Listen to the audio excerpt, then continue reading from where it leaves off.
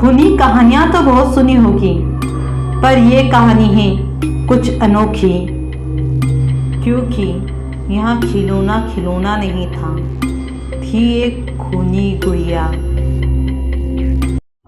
अरे क्या मजाक कर रहे हो? क्या बकवास कर रहे हो? माना कि भूत की कहानियां देखते हो तो इसका मतलब वह अपने दिमाग में घुसा लोगे।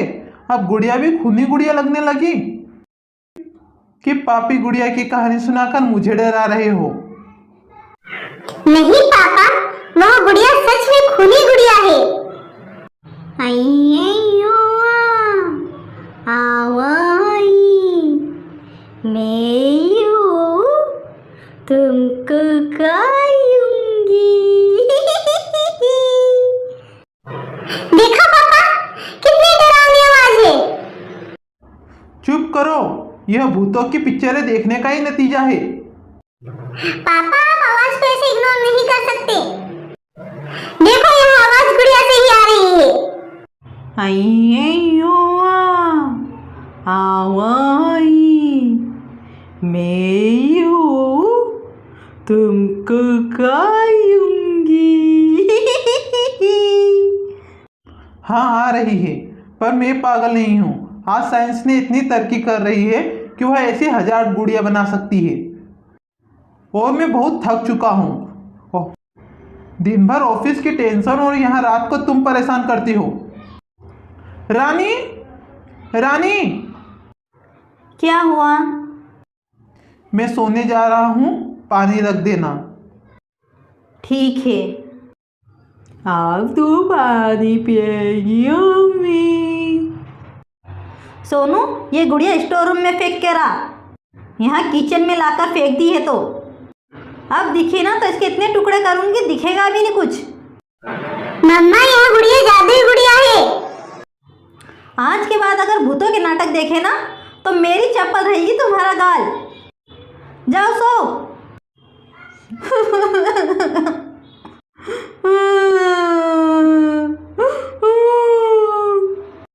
सोनू, 2 थप्पड़ पड़ेंगे। सोनू को तपामाओगी और मुझको रुके करके फेंकोगी। मेरे को का समझ आइए, मैं तेरे तो के ये करूँगा। पानी रख दिया है, सो जाओ चुपचाप। मैं किचन संभालने जा रही हूँ। अरे ये क्या हाल हो गया किचन का? अभी तो मैंने थोड़ा ठीक किया था। मुझे तो बस 2-4 प्लेट ही साफ करनी थी, पर इतने बर्तन। ये सोनू नहीं सुधरेगा, इसकी तो सुबह पिटाई लगाऊंगी।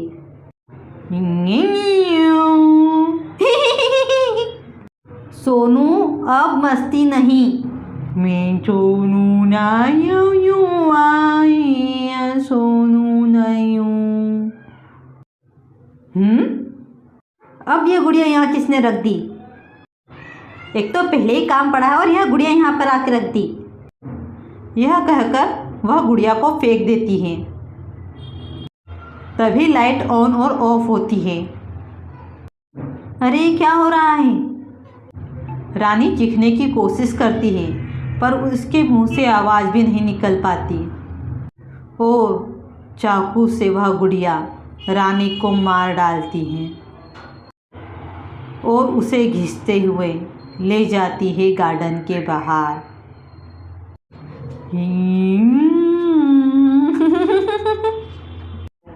रानी, रानी, सोनू मम्मा कहाँ है? वह तो किचन संभालने गई थी। पर बहुत समय हो चुका है। रानी, रानी को ढूंढते हुए नितेश बाहर आता है, पर उसे रानी नहीं दिखती, बल्कि दिखते हैं खून के निशान। यह खून के निशान कैसे? क्या रानी ने किसी जानवर को मार डाला और उसे बाहर फेंकने गई है, वो भी इतनी रात को?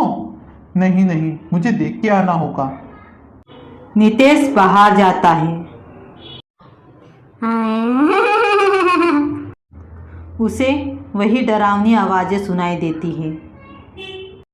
कौन है? कौन है? तभी सोनू भी आ जाता है। क्या हुआ पापा, आप बाहर क्या कर रहे हो?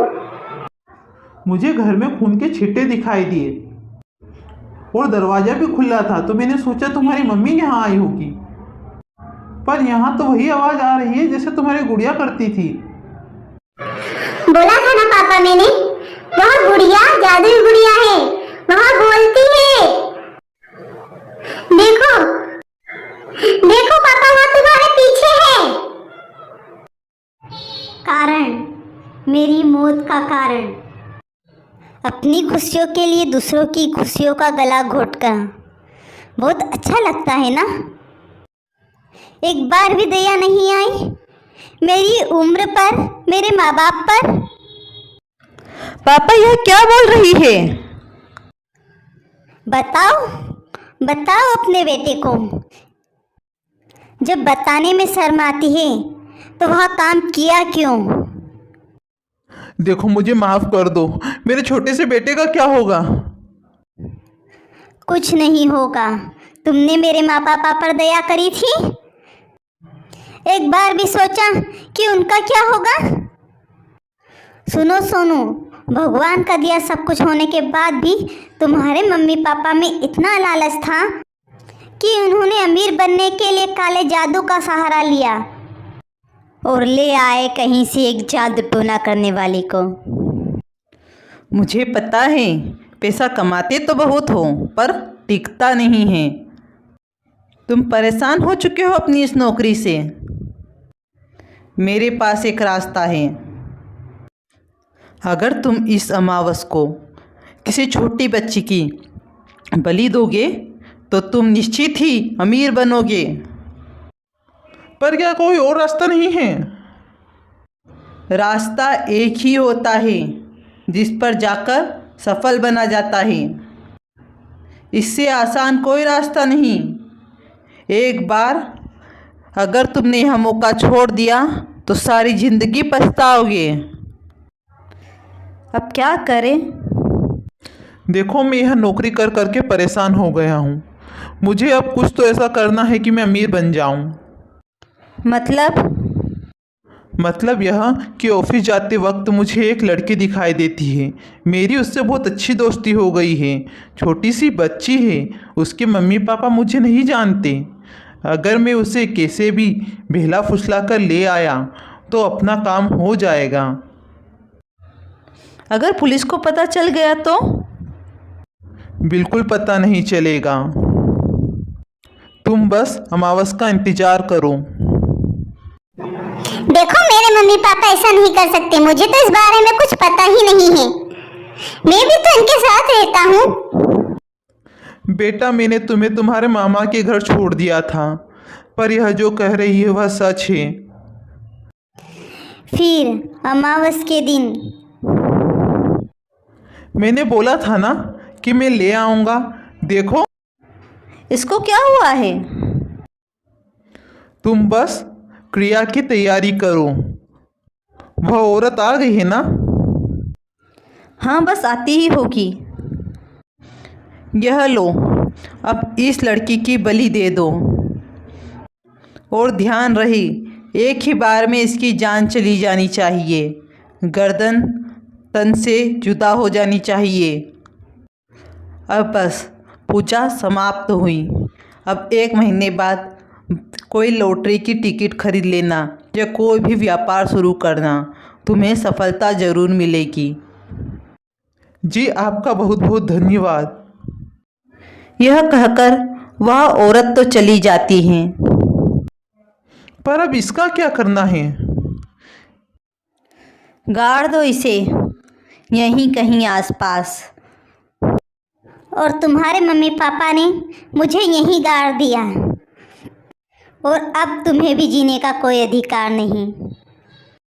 देखो मैं बहक गया था। मुझे नहीं मालूम थी कि वह औरत ऐसी चंडालनी निकलेगी, मुझे गलत रास्ते पे ले जाएगी।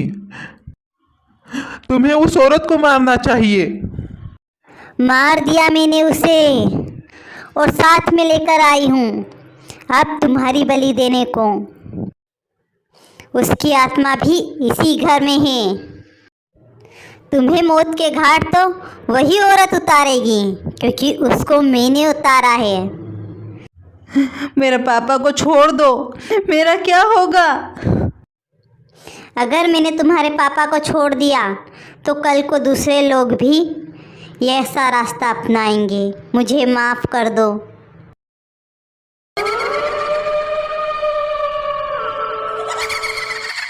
और इस तरह वह औरत उस आदमी का भी भयानक अंत कर देती है।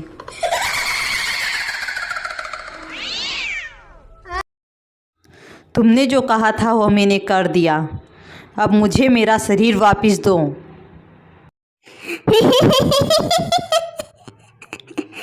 तुमने सोच कैसे लिया कि अब तुम्हें तुम्हारा शरीर वापस मिलेगा? शरीर वापस मिलेगा तो क्या तुम वापस किसी को नहीं मारोगी, काला जादू नहीं करोगी? तुम्हें और तुम्हारे शरीर को जलना पड़ेगा। और इस तरह वह गुड़िया उस औरत को और उसके शरीर को जला देती है। अगर वीडियो अच्छी लगे तो प्लीज़ वीडियो को लाइक और चैनल को सब्सक्राइब करना मत भूलना। Thanks for watching.